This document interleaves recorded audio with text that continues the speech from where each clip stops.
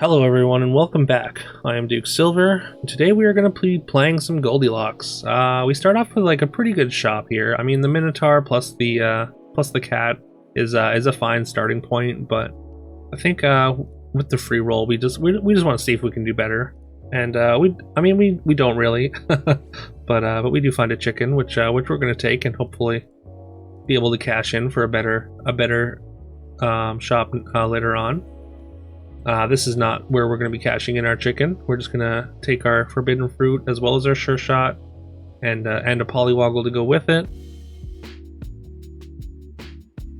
And yeah, opponent has the black cat and Minotaur start that we could have had, but they did get an extra stat onto the Minotaur, allowing them to block our poly slay there and deal us some damage. Coming up against Skip. Skip's kind of tough. I think we're gonna have to take this egg. I don't love taking eggs just in general because I found whenever I take eggs they get cracked. We're actually gonna play it up front though, because we're against Skip. Like we're kind of expecting them to either have Ogre Princess or Donkey, and they have exactly Donkey, which is a pretty good read, I would say. Anyways, we just don't take a bunch of damage to the Donkey. We do lose our egg. And we are down 2 gold, but since we had one extra character from the forbidden fruit, we're not like really down that much. So we're just going to pick up this Romeo here to finish the turn after our party. Yeah, this is a full board from Bad Catter here. They must have gotten some good econ early in the turn. We did get the Slay and Survive, turning our poly into a hippo, and with that, there's a Princess Peep in the shop, which is looking pretty good. And we are going to take that, and we're gonna party first, of course, because of course, who doesn't like to party? And yeah, then we're going to be able to pick up that Princess Peep, and now we've got a Romeo with +2/+2 in the shop locked here. And yeah, that's just going to make our shops just a lot better going forward. If you can get a couple parties done without losing too much HP on level 3, then yeah, those stats can really set you up. It's like getting a couple slaves with a feasting dragon, right? And yeah, those can, like I said, those can add up very quickly. Once you start combining things, then the shop stats all combine together and compound onto your tripled character. We get an animal summon, which is a pig out of our donkey on the last hit there, which is really good, giving us a little bit of extra econ and scaling on our hippo here. There's also a 4/4 Sporko in the shop, which is really good. Like Sporko as a 2/2 is like pretty bad on board. Like it just doesn't really attack well. But a 4/4 Sporko is quite a bit better. And with the candy cannon in the shop, we're just going to snap that off and get a 5/5 range. That's going to enhance our front row. And there's another Sporko, which we are absolutely just going to jam as well. That's also going to make our Princess Peep a lot better. We get Earthquake there, but the Earthquake does allow us to summon something from our Donkey. Donkey summons another animal, which is a chicken there. Just getting a little more scaling on the hippo, so that's really nice.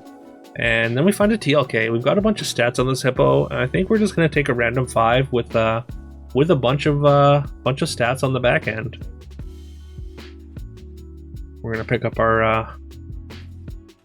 our stag first, of course, get that extra 2 health, and then we summon, or we transform into a southern siren with just a real big butt there. So I'm pretty happy about that. That means like we can basically play it in 2 or 3 and be very confident it's going to be able to survive.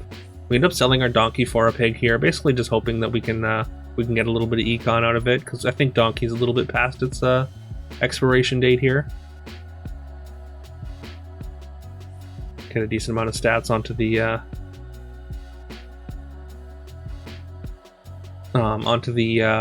peep from the friendly spirit, which allows it to trade with that golden vampire and allowing us to get that pig gold, which is great. There's also another pig here. I did consider the Medusa as well, but I mean, I think we're in good enough spot that we don't necessarily need to like take the Medusa. We want to hit one of our triples to free up some board space, and we do. We hit this Sporko. And I think we can afford to take the gloves. We've got some extra stats from those parties already, and we just kind of want to find some direction. Maybe sort of steal a comp if we can. We go with Genie's Wish to finish our Cindy quest there. It's going to net us a level 2 treasure. Big Book, definitely just good utility. We're going to take that, and then we sell our Cindy for a stag or for our stag triple here. And we could have just jammed the treasure map, and we should have, but I guess we decided to hand to hide a little bit of information. And unfortunately, there we spawned we stole a Juliet, sorry, and then our Romeo got scammed. So we were kind of close to getting a stolen Juliet summon there, if combat had broken down a little bit better for us. But I mean, the potential was there. We didn't, obviously it didn't happen, but it's kind of just, I don't know, I found it kind of novel that could have happened, that we could have stolen Juliet and then resummoned it. Considering just taking these 2 baby bears, it's a pair of 5s. Like, it's not so bad with the treasure map and also the golden Sporko. Yeah, we do end up deciding to take it here, and we're just gonna play the Siren on the back row now. We can, I think the golden stag is, of course, like, it's comparable stats to the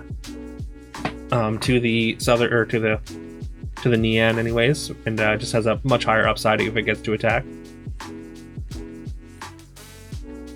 Although, like, getting through all these summons and then it's still getting to attack is pretty unlikely,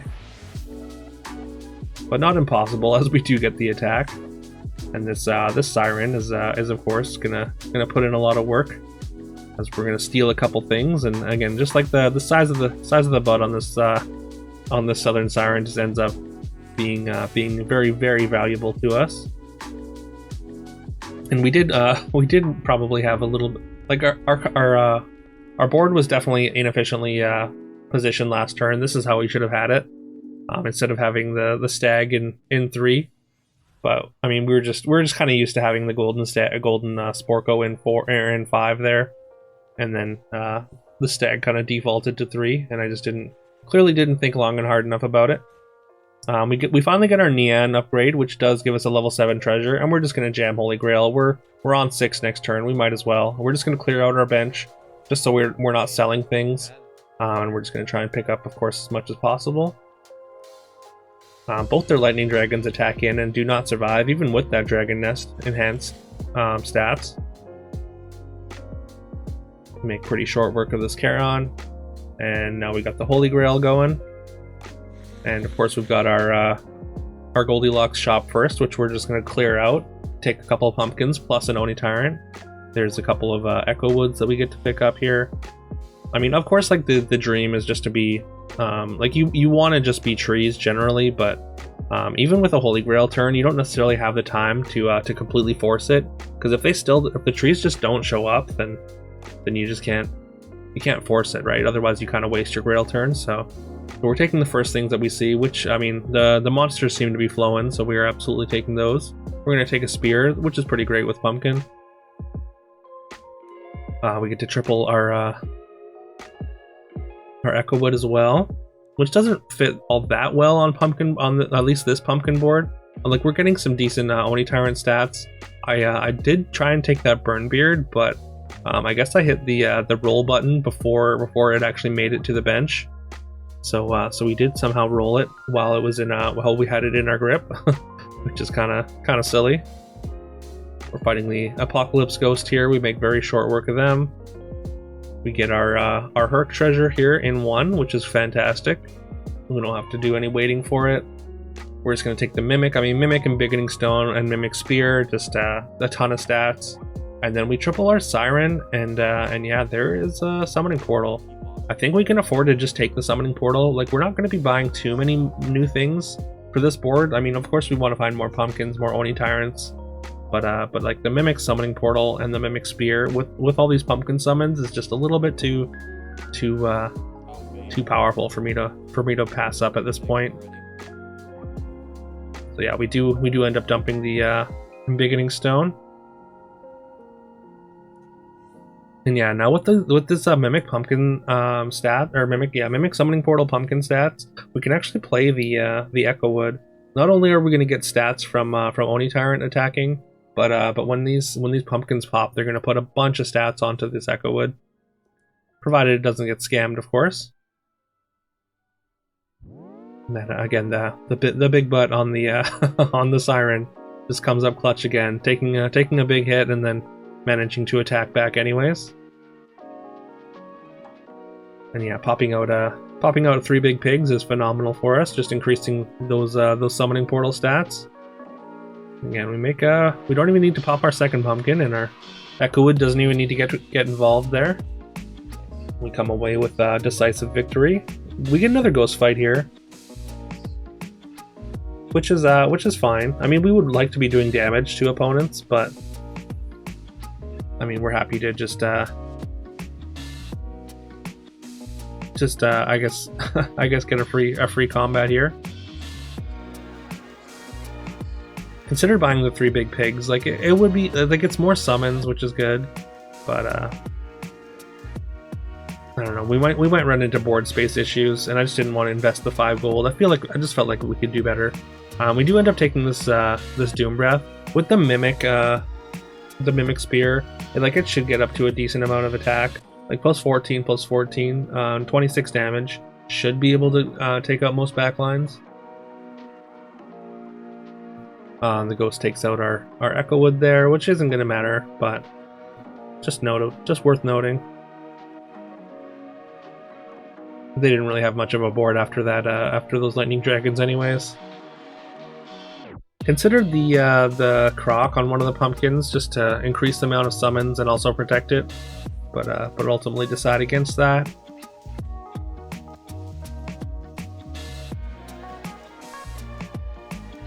There's a TLK, which we are going to fire off onto the Herc, hoping for an evil character, and unfortunately we don't find one. We find Lordy, because it's always Lordy. Okay, and so we have a knighthood as well as the pumpkin triple there. I did cut away, but what we're gonna do in that shop is basically we're gonna knighthood one of our pumpkins next turn, and then we're just gonna buy the regular pumpkin. That's just gonna give us the most pumpkins possible, and just like allow us to get the most out of our summoning portal, basically, because we don't need another level 6 treasure. Like I don't think we would replace anything right now. Like even singing, I guess maybe singing sword, but I just don't think singing sword's enough better than the spear for us to go down on pumpkin summons anyways. And we did pick up a soul tack, because I mean we know they have lightning dragon and Cupid, and we get a little bit of value out of that lightning dragon. And you can see just how many stats we get out of just the first pumpkin even. And the spears of course are also providing a ton of stats.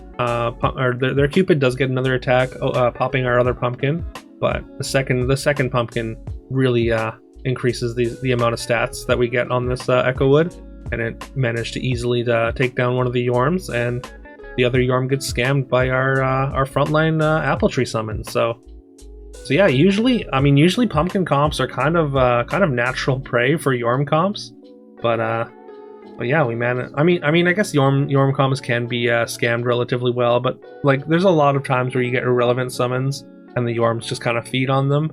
And yeah, we managed to like half scam and also half outstat them. So we kind of attacked them from a few different angles and just kind of overwhelmed them.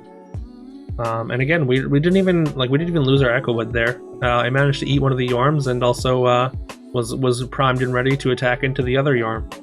But yeah, pumpkin portal just I will continue saying is very, very powerful. But yeah, let me know if you enjoyed this. Please leave a like, comment, subscribe, do all that fun stuff that helps the algorithm out. Very, very much appreciate it. We're very slowly making our way to 1,000 subs. At 1,000 subscribers, then we get to attempt to monetize the channel, and that would be a great deal of help to me, just in general, as someone trying to make it as a content creator. But yeah, I hope you all have a great rest of your day, and I will see you tomorrow.